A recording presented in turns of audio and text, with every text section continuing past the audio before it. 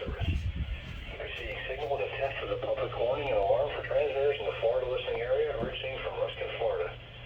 This is also a test for the same system, or Pacific Area Message Encoder. This system will alert only the county or counties affected by a particular warning. These tests are conducted each Wednesday between 11 a.m. and noon, and again between 6 p.m. and 8 p.m. unless severe weather threatens. This concludes the weekly test. We now return to regular programming.